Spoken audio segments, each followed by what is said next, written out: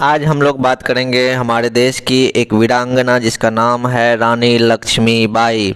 ठीक है, इससे रिलेटेड कुछ करंट अफेयर्स है। तो हाल ही में भारत के प्रधानमंत्री ने रानी लक्ष्मीबाई के जन्म दिवस के उपलक्ष्य पर झांसी का दौरा किया था, क्योंकि हम लोग जानते हैं झांसी की रानी लक्ष्मीबाई। हाल ही में प्रधानमंत्री ने रानी लक्ष्मीबाई के जन्म दिवस पर कहां पर दौरा किया था, तो झांसी के दौरा किया था। जैसा कि आप पिक्चर में देख रहे हैं, एक वीरांगना और उसके पीठ में बंधे हुए बच्चे और अंग्रेजों के बीच अपने तलवार को उठाए हुए युद्ध के मैदान में खड़ी है।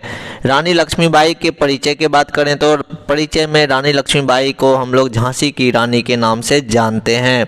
आप सभी को पता होगा झांसी की रानी कौन, तो महारानी लक्ष्मीबाई। वह मराठा शासित झांसी रियासत की रानी थी। रियासत हम लोग राजा के राज्य को बोलते थे।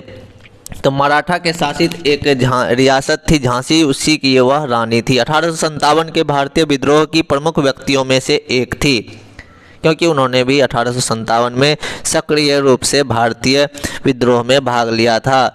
उन्हें भारत में ब्रिटिश शासन के प्रतिरोध के प्रतीक के रूप में देखा जाता है, क्योंकि उन्होंने भी भारत में ब्रिटिश शासन का प्रतिरोध किया था बहुत ही जोर शोर से। प्रारंभिक जीवन की बात करें तो उनका जन्म हुआ 19 नवंबर 1828 ईस्वी को। तो रानी लक्ष्मीबाई का जन्म कब हुआ, तो 19 नवंबर 1828 ईस्वी को उत्तर प्रदेश में हुआ था। उनका वास्तविक नाम था मणिकर्णिका। उसका जो असली नाम था, क्या नाम था, मणिकर्णिका। पढ़ाई के दौरान ही उन्होंने मार्शल आर्ट का औपचारिक प्रशिक्षण भी प्राप्त कर लिया, जिसमें घुड़सवारी, निशानेबाजी और तलवारबाजी शामिल थी। मनु के साथियों में मनु यानी कि मणिकर्णिका, इसका शॉर्ट नेम मनु भी था। तो नाना साहब यानी पेशवा के दत्तक पुत्र और तात्या टोपे शामिल थे। तो यानी कि महारानी लक्ष्मीबाई की दो साथी जो कि अच्छे थे, जो कि नाना साहब थे, पेशवा के दत्तक पुत्र इसको बोलते हैं, और तात्या टोपे भी शामिल थे। झांसी की रानी के रूप में मनु 14 साल की उम्र में मनु का विवाह यानी कि रानी लक्ष्मीबाई का विवाह झांसी के महाराजा गंगाधर राव नेवालकर से हो गया। तो यानी कि रानी लक्ष्मीबाई के पति का नाम गंगाधर राव नेवालकर था, जिनकी पहली पत्नी में बच्चा होने से पूर्व निधन हो गया।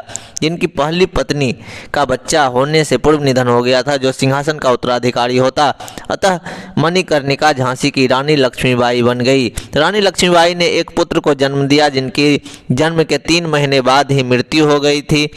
बाद में दंपत्ति ने गंगाधर राव के परिवार के एक छोटे बेटे दामोदर राव को गोद ले लिया था। तो कहानी समझ में आ गया, ठीक है। 14 साल की उम्र में उनकी शादी गंगाधर राव नेवालकर से हुई थी, और जिसकी पहली पत्नी बच्चा न होने के पूर्व ही निधन हो गया था। पत्नी का बच्चा होने से पूर्व ही निधन हो गया था, जो सिंहासन का उत्तराधिकारी होता।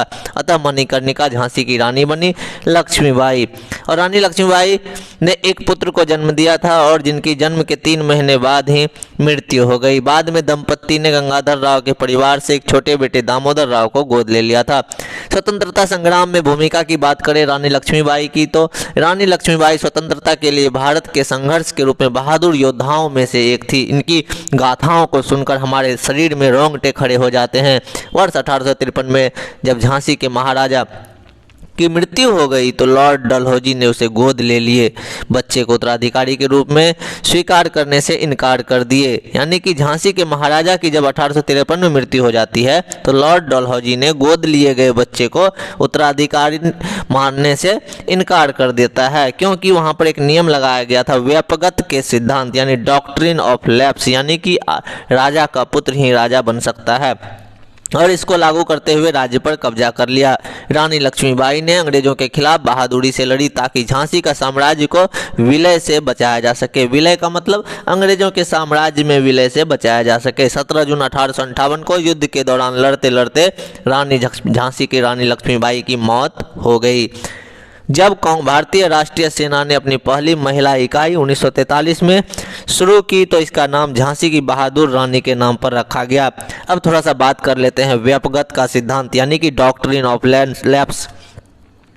यह वर्ष 1948 से 1856 तक भारत के गवर्नर जनरल रहे लॉर्ड डलहौजी, यानी लॉर्ड डलहौजी का शासनकाल जो था भारत में कब से कब तक था, तो 1848 से लेकर के 1856 तक था। इन्होंने एक व्यापक रूप से एक नीति अपनाई, विलय की नीति। इस नीति के अनुसार ऐसी रियासत जो ईस्ट इंडिया कंपनी के प्रत्यक्ष और अप्रत्यक्ष नियंत्रण में है, जहां के शासक के पास कानूनी रूप से पुरुष उत्तराधिकारी नहीं था, उस पर कंपनी कब्जा कर लिया जाता था। कहने का मतलब, यदि कोई राजा का अपना कानूनी रूप से कोई अपना पुत्र न हो तो उस पर अंग्रेज अधिकार कर लेते थे, ऐसा कानून बनाया था। इस प्रकार भारतीय शासक के किसी भी दत्तक पुत्र को राज्य का उत्तराधिकारी घोषित नहीं किया जा सकता था। कहने का मतलब, गोद लिया हुआ पुत्र को हम राजा नहीं बना सकते थे।